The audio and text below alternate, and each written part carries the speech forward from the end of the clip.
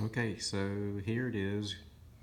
Couldn't just do a simple design big green egg table or cart.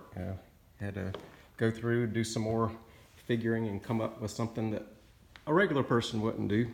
So this holds the big green egg. It's a 1/4-inch steel frame. The top is spalted pecan from a farm.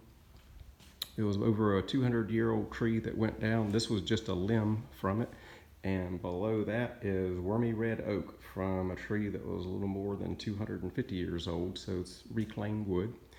And just in case it rains, there's a umbrella with a stand, and that's removable from its peg there. And live edge wood around. And every grill needs a bottle opener, and this was put on cast iron factory cart wheels, and this probably weighs the better part of 250 pounds. So when you put a 160-pound big green egg on it, it'll be very sturdy and definitely won't blow away in a storm. Got a heat sink here for the egg to sit on, so it can not heat up the cart, plus help maintain temperature evenly in the grill.